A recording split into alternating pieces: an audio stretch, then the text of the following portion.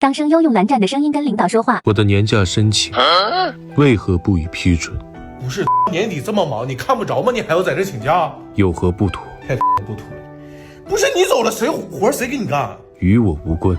我的申请符合公司严规戒律，并无不妥。不是我跟你讲啊，你用这蓝忘机的声音也没用。你无耻！